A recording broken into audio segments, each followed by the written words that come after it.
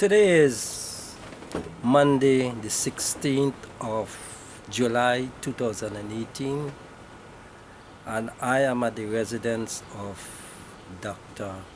Wallace, situated at 22nd West, First West Street in Hamilton, Canada. And the person I'm going to interview is a well-known individual in this vicinity. He is, by profession, a reverend, but he has retired. In addition to which, he is an editor, consultant. So here I am going to introduce you to him, and he can reveal more of himself.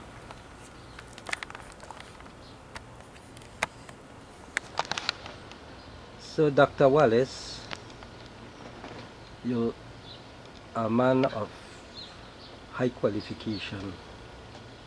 Can you tell me something about your early childhood days? Where were you born and where?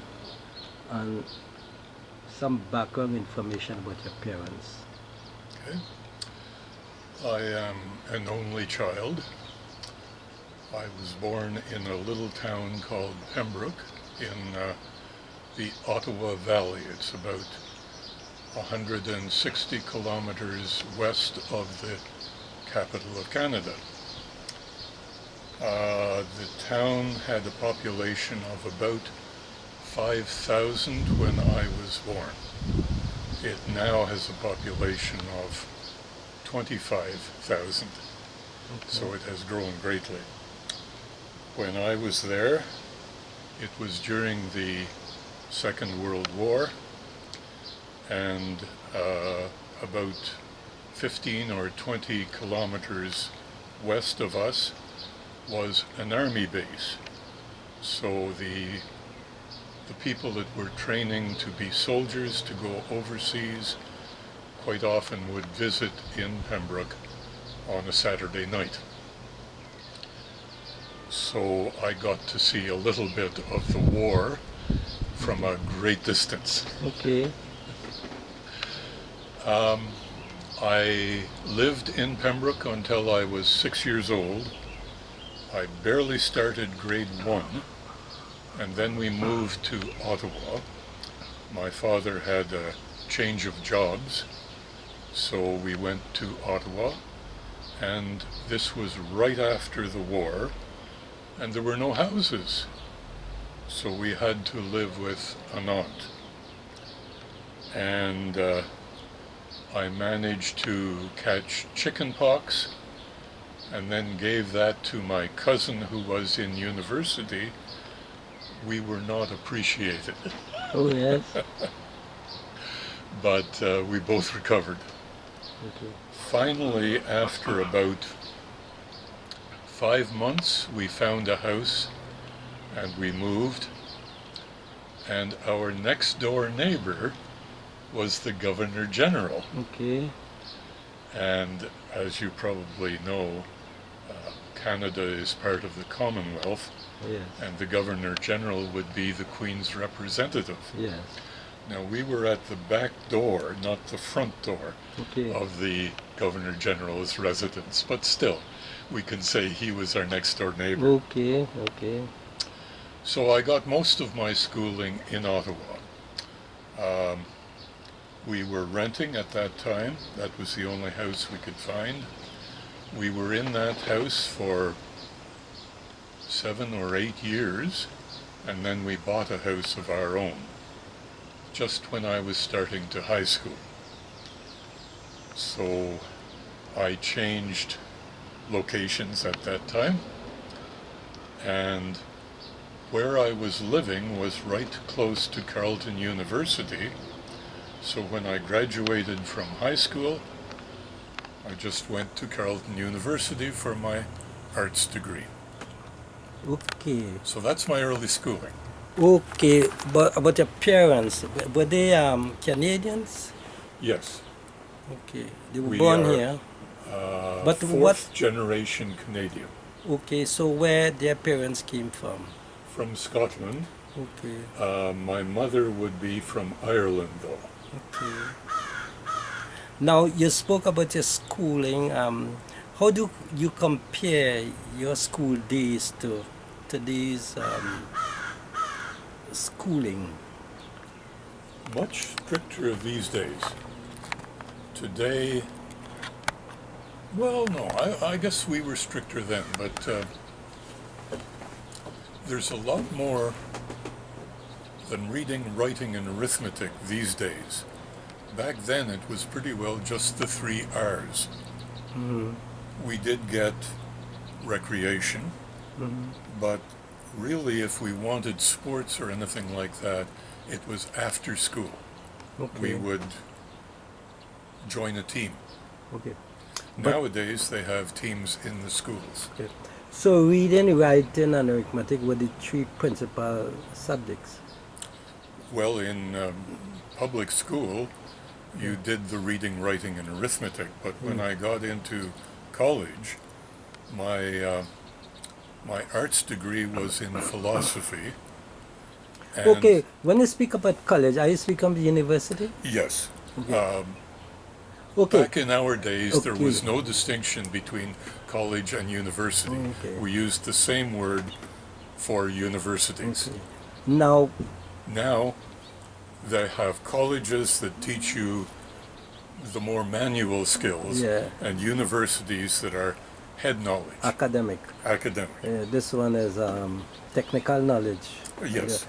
Now, So when I went to school in university, it was for the academic knowledge. okay. Now, what was the qualification to get into university or college then? We had to have a certain percent from our high school graduation.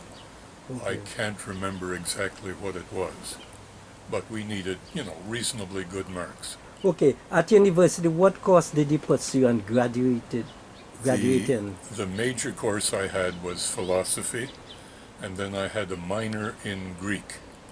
Okay. And then I went on to study theology at McGill.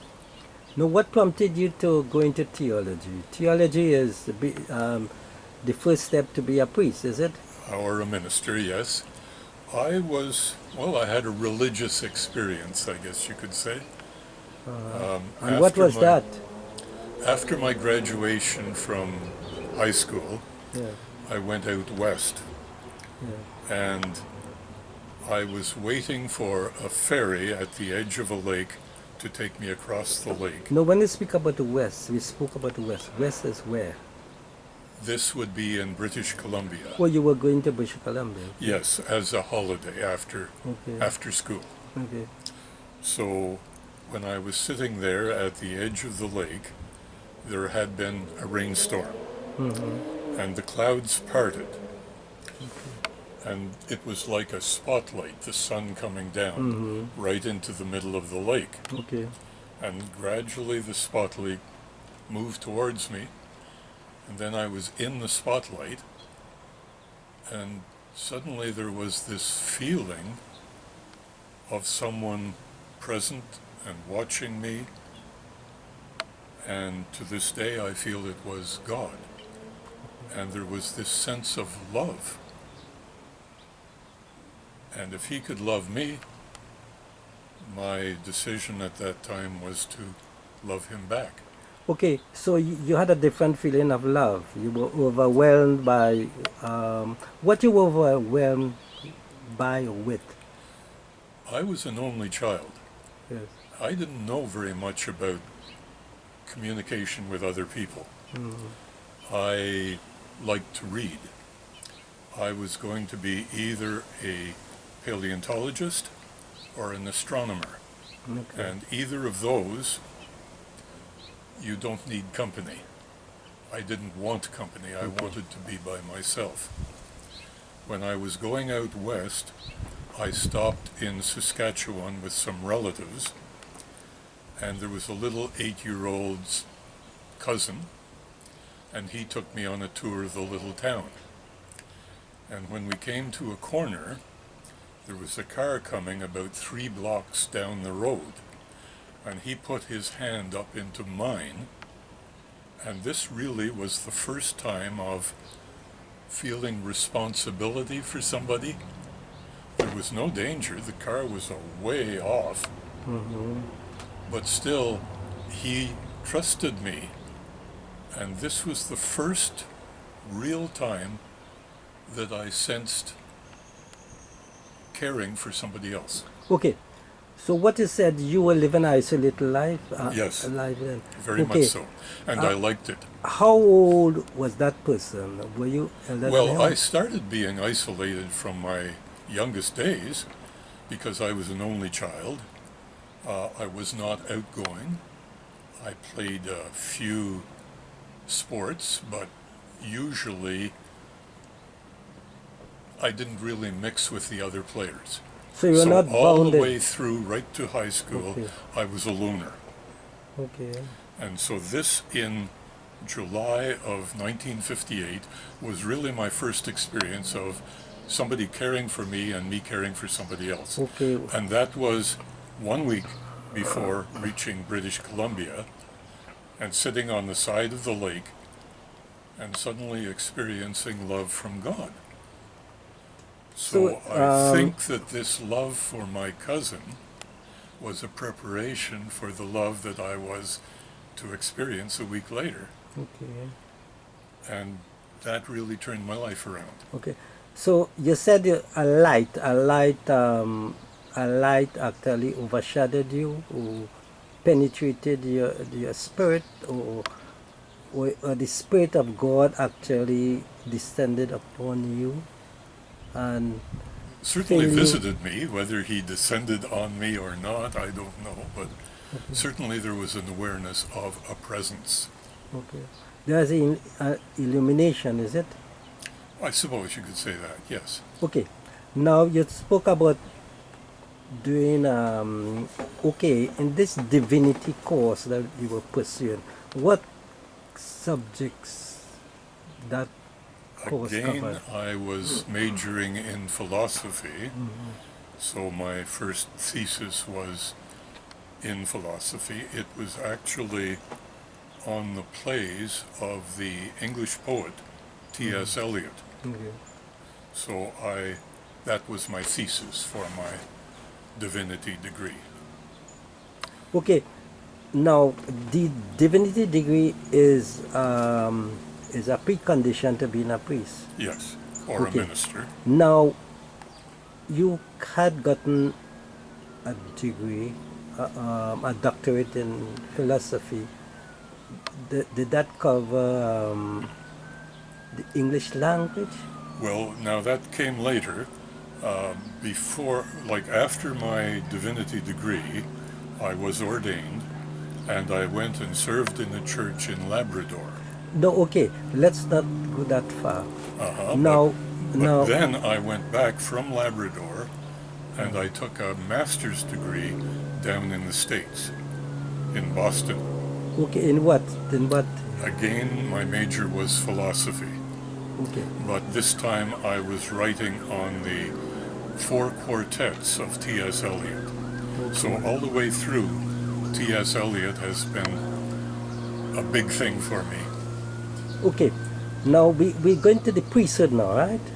Yes. Now, did you go to a seminary? Well, McGill has the seminary within it. Okay. So for Catholics, Anglicans, Presbyterians, United, Okay. they all study So, within okay, McGill. having graduated a divinity degree, Yeah. then you went to the seminary? No, the divinity degree was the seminary Oh, training. that was part of the. That's okay. at McGill, yes. Okay. So were you confined in what was the Well, life? we were in the a residence. But what you had the liberty to go out and so on? Yeah, we I don't know whether I'd use the word confined, but Okay. You were sort of yes, we confined. lived in the residence. We had our meals in the residence. But we were free to go out. The classes, for instance, were actually next door to our residence, so we were out every day, rain or shine, and we could go shopping downtown if we wanted to. So it was quite a free life. It's the same kind of a life that okay. any student would have in a residence. So you, okay, having now graduated with your divinity degree, then you enter the priesthood. Yes. But in entering the priesthood, did you take any vows? We had a vow to, we have a book, the policy of the church, and before we are ordained, we are asked if we will follow that policy.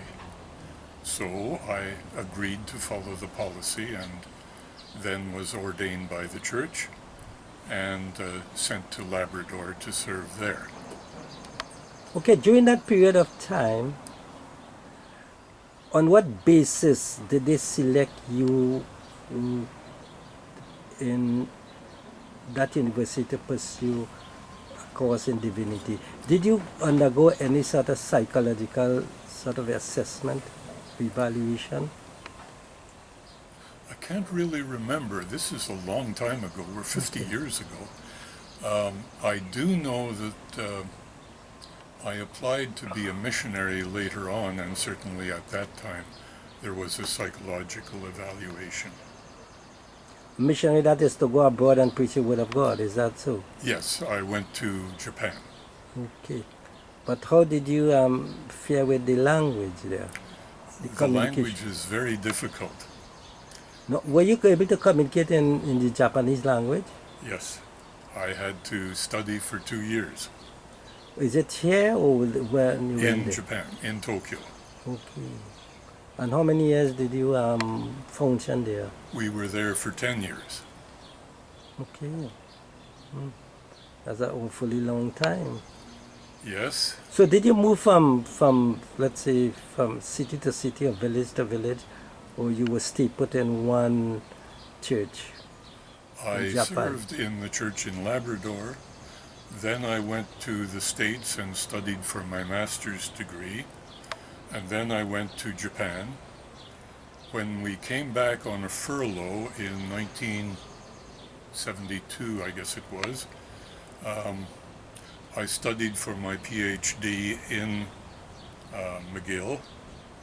And then we went back to Japan, and I taught in universities there in Fukushima, Okay. which is a prefecture of Japan. So you were a lecturer there or a professor? A visiting professor. A visiting professor. I must compliment you for being so erudite Oh, and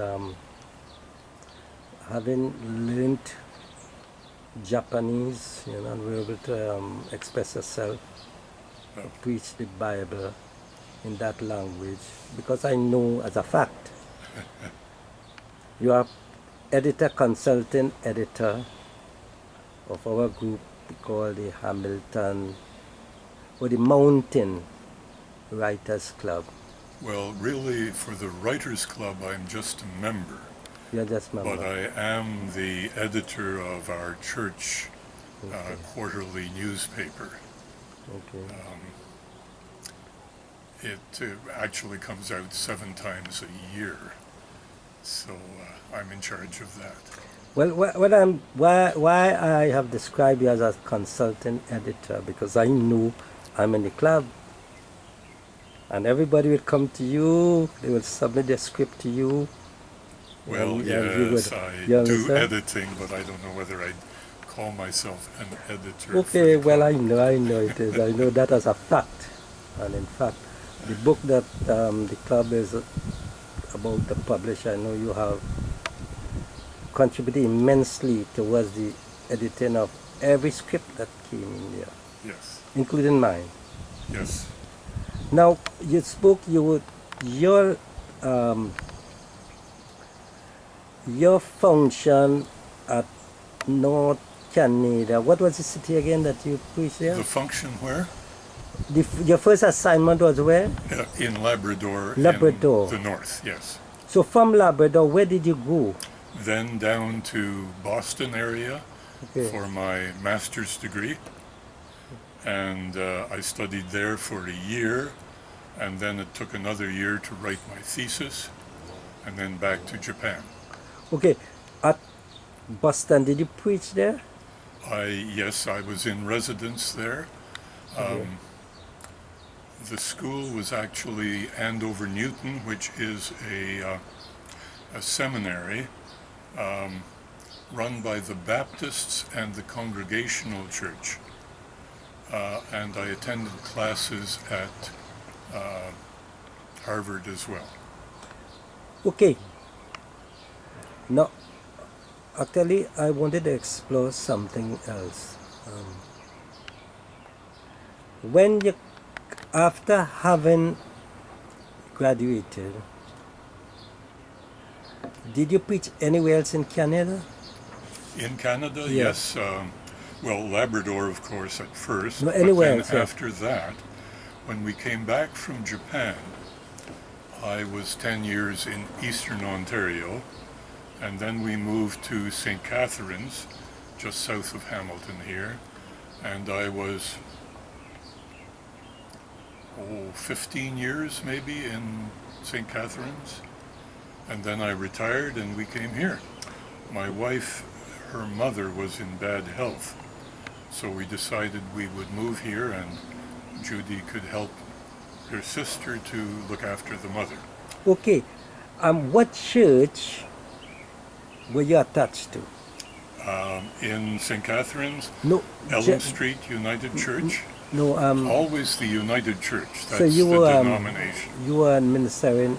in the United Church. Okay. And tell me, what is the United Church? The United Church is a union of three churches back in 1925. There is the Presbyterian Church, the Methodist Church, and the Congregational. They came together. About 1/3 of the Presbyterians stayed out of the union, but 2/3 came in. All of the Methodists, all of the Congregational came in, and they became the United Church. Okay. So the unity is no longer there, but the Presbyterian has gone its separate way. The Presbyterian still exists as the But independent. Presbyterian Church in Canada, they call themselves. Yeah, but they are separate from your church, the United Yes. Church, and But so we're is, sister churches. and so is the Methodist. The Methodist Church ceased to exist in 1925 as far as the Canadian Methodist went. But in the past 10 or 20 years, a Methodist church has come back from the United States.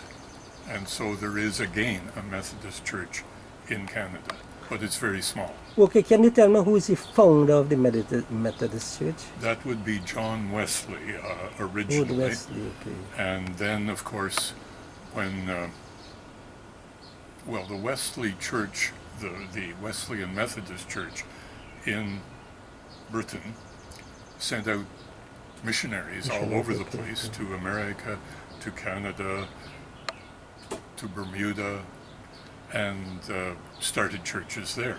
So the Canadian Methodist Church was the result of these missionaries from Britain.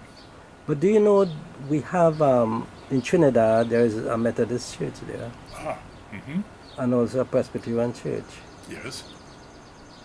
So the wings have spread to the furthest part of the world, I think. I don't know whether the relationship between the United Church and either the Presbyterian or the Methodist Church in Trinidad, I don't know how close it would be. We would attend world conferences together, but the United Church restricted itself to certain mission fields. We sent missionaries into Angola.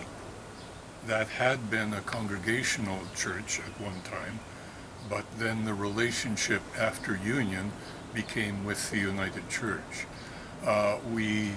Japan was Methodist, Canadian Methodist, so when the union of the churches came together, our church continued in Japan.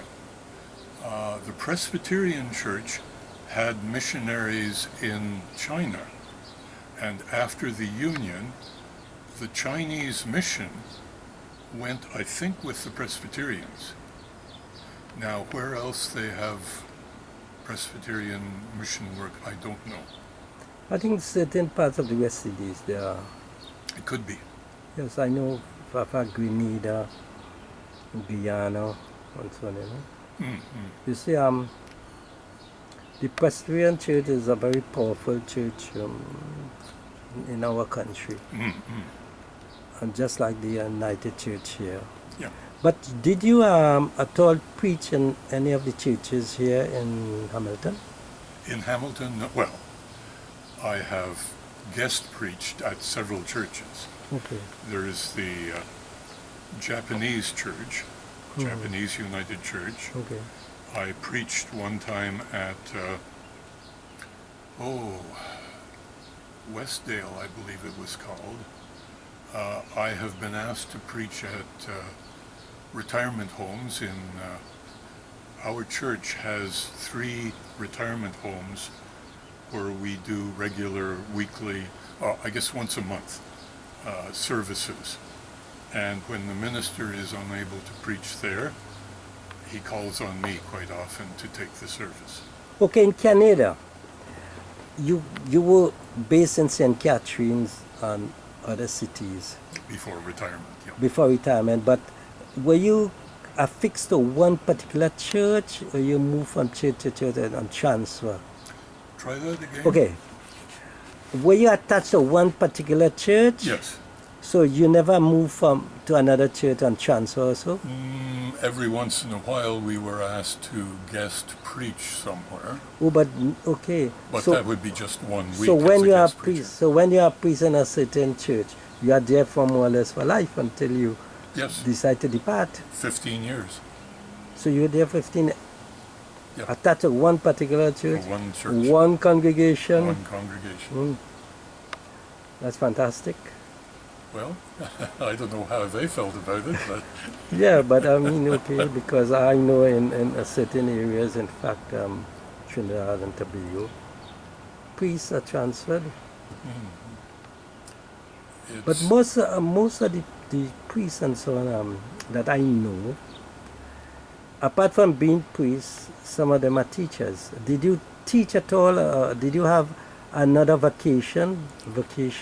well, yes, I've done a lot of things. I've worked in a garage. I worked on a ranch. When I was in Japan, I was visiting professor there at 3 different universities. I taught high school in Newfoundland. That's about it, I guess. Okay, so you are the church has permitted you, or priests actually, they could have another vocation. Well, in the case of Japan, my appointment was to do student evangelism. Okay. And the easiest way to do that is to become a professor. So you then have a right to be on the campus and a right to talk with the students. And also I ran a YMCA group while I was there in Japan. So that was my So you reason. were just a part of the teaching staff, is it? Yes. But you actually you are evaluated students and so on there Oh yeah. in order for them to obtain a degree. For them So to obtain. your level of teaching was at the university level. Well, I was teaching English English. because they want anybody in Japan, wherever they go in the world, people don't understand Japanese. Okay. So if they're going to do business, if they're going to be scientists, if they're going to be doctors, they really have to learn other languages. And the most popular language in the world is English. English. Okay. So I taught English. Well, of course, I know you're highly qualified in this language, having done your doctorate in poetry, is it? Poetry, literature. Yes. So we can say that I'm in the esteemed company of a professor. Also, I have translated the Japanese novel into English. My God. Apart from being a bilingual, Oh, that is English. No, are you? Have you studied another language, foreign language? to get your PhD, you have to study at least 2 other languages. And So I studied German and French. I have studied Latin, Greek, and Hebrew.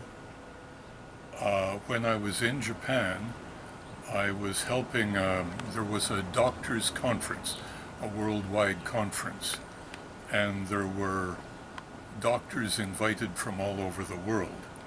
So I was the sort of the assistant for people who were writing in Portuguese and Spanish.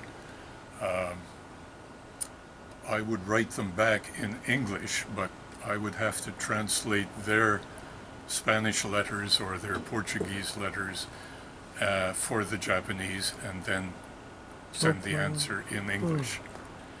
Most people in South America, for instance, will be able to speak English, and so if they receive an English letter, they will be able to understand it. so you're multilingual, is it?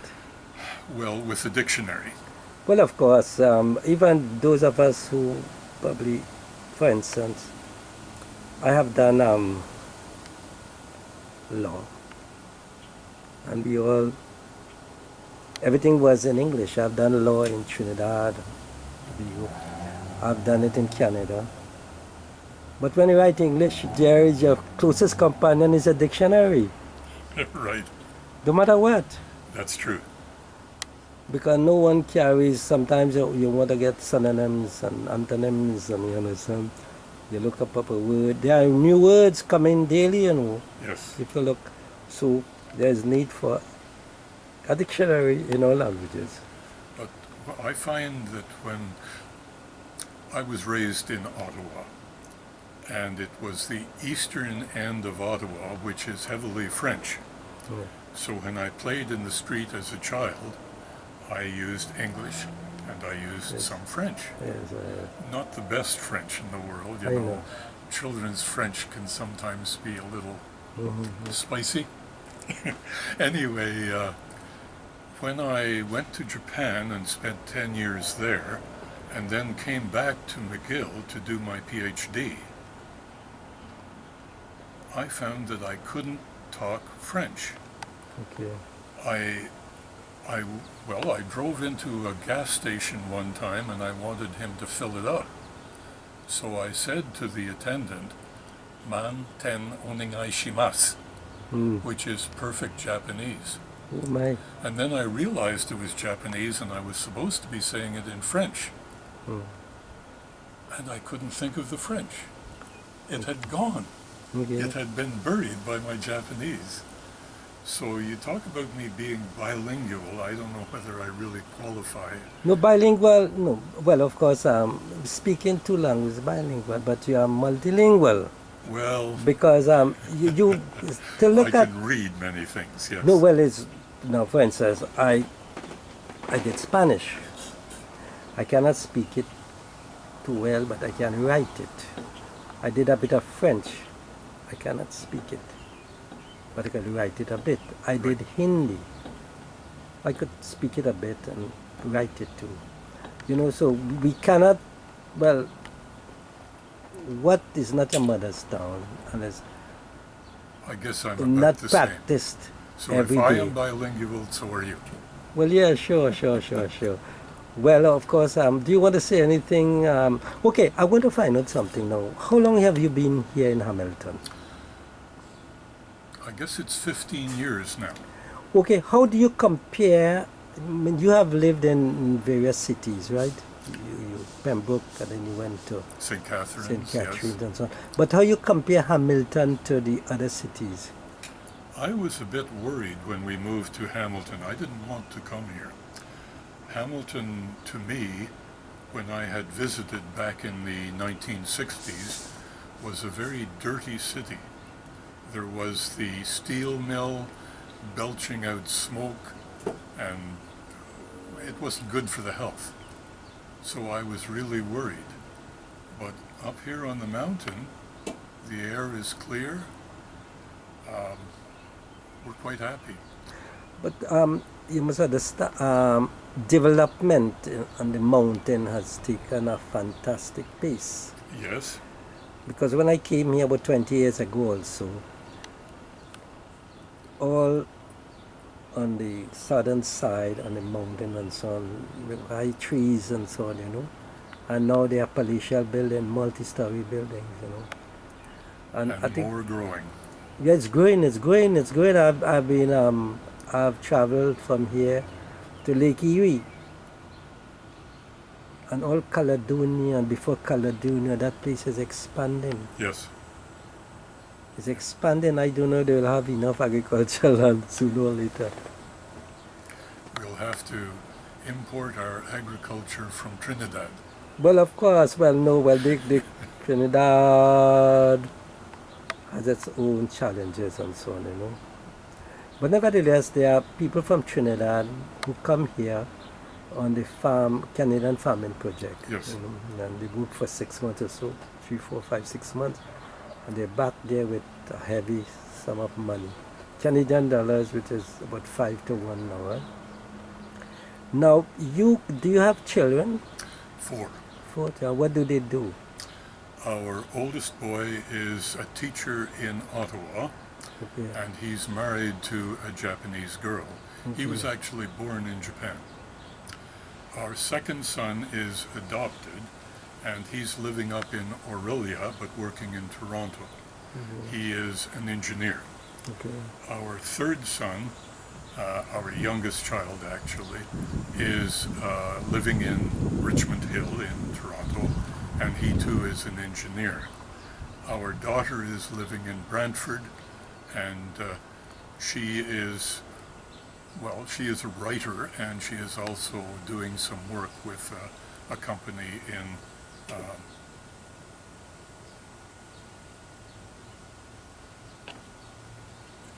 what's the town beside Hamilton here? It starts with a B.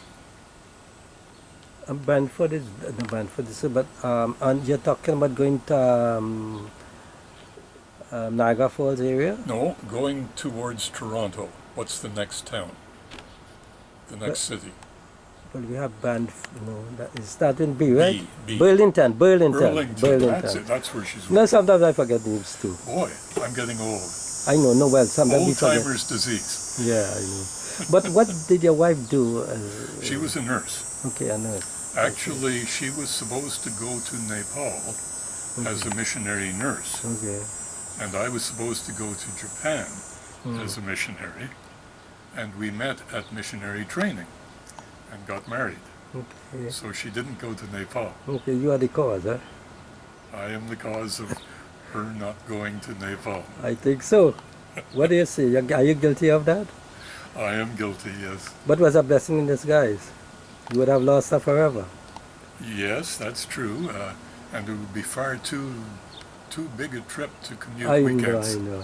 Okay, as you talk about your sojourn in Japan, were there challenges? Well, the language, obviously. No, apart from that, the people themselves.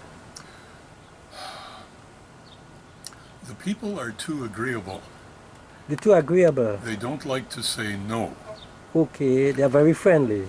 Yes. And accommodating. Accommodating, but if they don't understand something and you ask them, do you understand? They would say They'll yes. say yes. But quite often they don't really. So Well, for a teacher, this is difficult. Well, okay, of course, you know, when you're, as a student and as a teacher, you would know, you're teaching something and you ask the children, do you understand? Everybody will say yes, but they say, what do you understand? Explain this, you know. Yes. But again, that is in the teaching class. Yes. Also, when you walk down the road, all the street signs are in Japanese, Okay.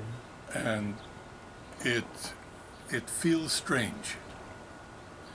I don't know whether you've ever been to Greece No. or to Russia, where all the street signs would be in Cyrillic, and you look at them and you have to sort of stop and take in what they're saying.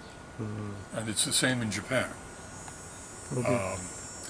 For a graduate from high school, they have to know 1,850 different kanji, different Chinese characters. And quite often there are several readings for each character. Are you speaking about in Japan? In Japan? In Japan, yes. So you have a close, Japan has a close affinity to China? The writing system is very similar. They use the same characters. Oh. But the Japanese also have two other writing systems. They have what they call hiragana, which is sort of an alphabet. A, I, U, E, O, kakiku, keko. And then for foreign words, they have katakana, which is something like our italics. So they have these two, but then the major system is the Chinese character. Okay. And you have to know 1,850 to graduate from high school. But you didn't go to their high school, No, but so my that son you did. you did not suffer that trauma of learning. I Did you? might know 600. Okay. So I would be the level of a grade 3 or 4 student. Deducing from what you have said, I would think that from an early age, they are schooled into learning the characteristic of the language Yes. and the culture and whatever. So you go in there and as an adult without any sort of intention, you cannot actually absorb these things with your limited space, limited Well, time. Some people do better than others. My wife was great at the language. I was a dub. Okay, well, of course, we have different scholastic ability, but I must commend you for having exhibited your scholastic ability Well, and, thank you. and moved up to the top of the world, I would say. Now, you have gone to the land of the rising sun. Is that Japan? Yes, that's Okay. And you have elevated yourself. You are a professor there. You're able to learn the language in quick time and absorb into the culture and adjusted yourself. And to preach the gospel there you preach there also, and you lecture to students to become English speaking and English writing students, right? And you have come to back to this country. Now, when you left there, did you come back and preach here? yes. And where was your assignment? This would be Eastern Ontario and then St. Catharines. Okay. And you retired at St. Catherine's. Right. Okay. Can you tell me something now about your experience, your best experience you have had?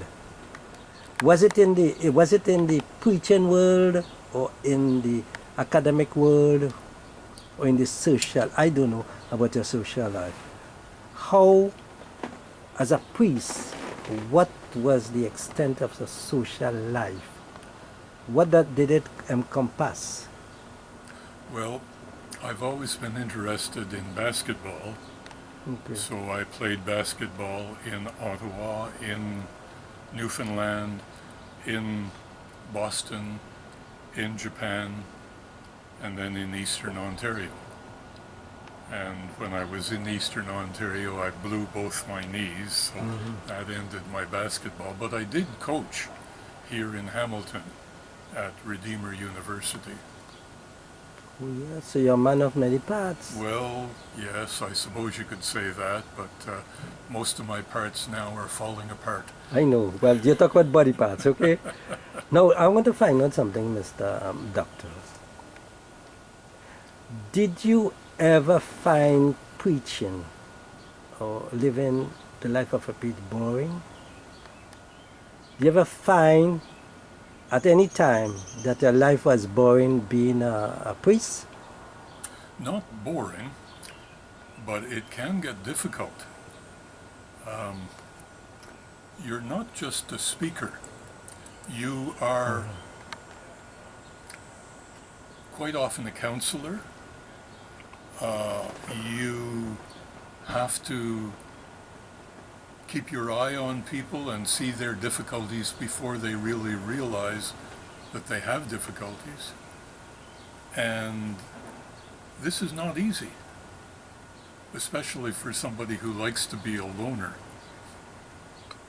Okay, so you are more or less in a meditative state. Well, I suppose you could say Okay, that. let's come to something. What a very important thing about your life as a priest, or how it begins in the morning on a weekly basis, what were your duties and so on.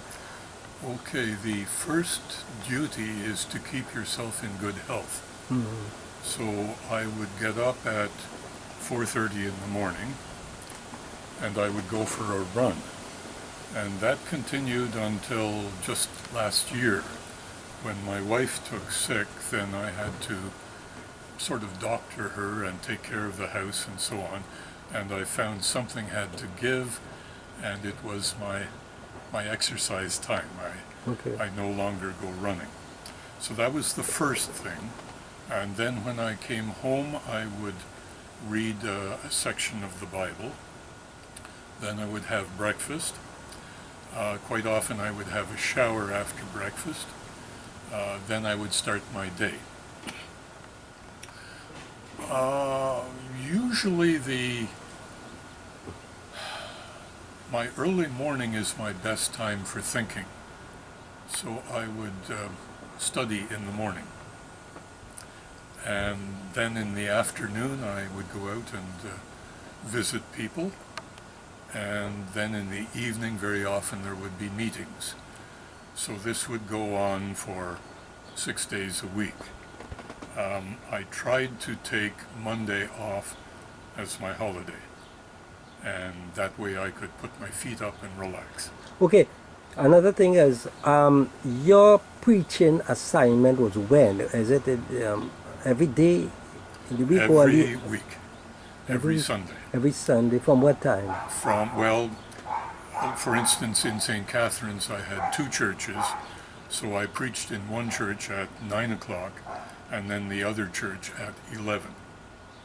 But you administer to people outside the preaching period. Oh yes. Now another thing is, what was the size of your congregation? The site of... The size. The size, oh. Yes. The 9 o'clock service was a very small congregation, I would say about 20 people. Mm-hmm. The 11 o'clock service would be about 100. What expanse, was your parish, how large it was? The United Church doesn't really have a boundary. Okay. So people could live anywhere within St. Catherine's or Thorold. That would be the neighboring town to St. Catherine's. Most people were reasonably close to the church, but I would say a quarter to half the church would be 5 kilometers away or more. Mm-hmm.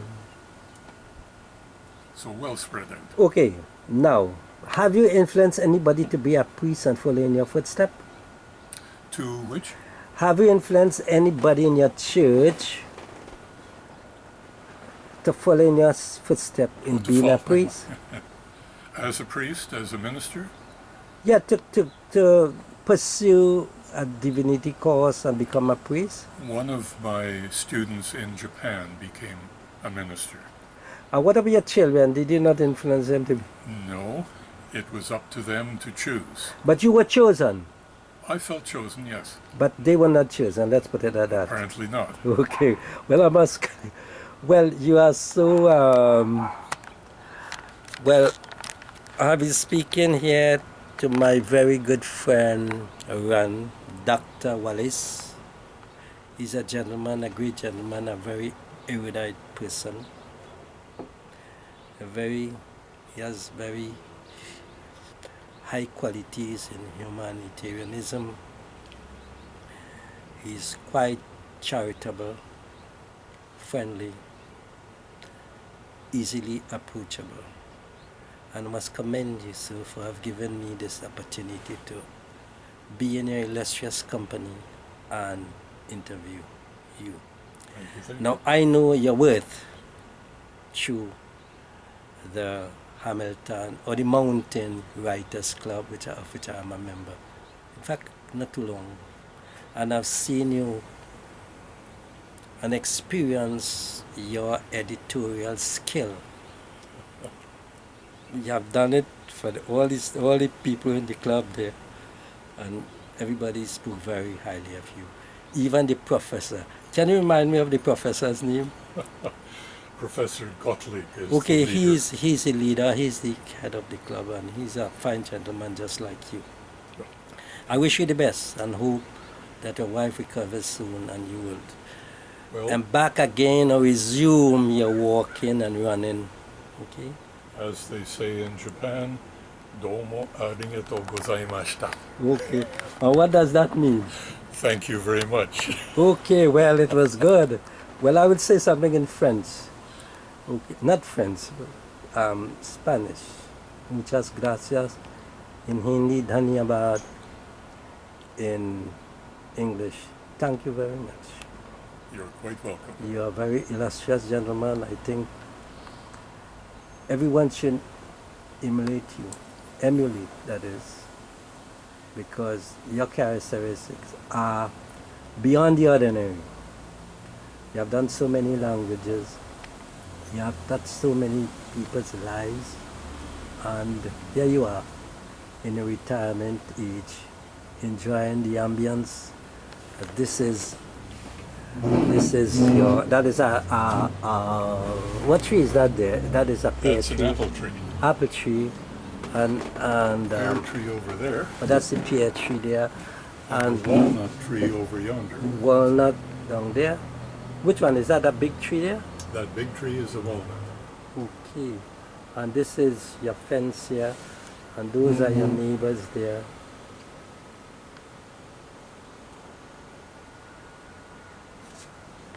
Well, you live in a very happy surrounding, peaceful, tranquil, and he's a very tranquil man. You That's have, the way we like it. yeah. Okay. Well, this is Sam Saroop signing off. Our locality is, what's the locality here? Lon, Doctor, can you remind me again? 22 West First Street, is that? 22 West First Street, Hamilton, in the mountain, okay? Right. Here we have breeze constantly moving. The trees are trembling, if you look at it. Well, thank you again. You're And I think we should have a photo together. Can you come? Can you see yourself there? Do you see yourself there? Yes. Okay. You need a longer arm. Oh yeah, okay. Well, thank you very much. Huh? You're quite welcome. Good. Oh yeah, that's it.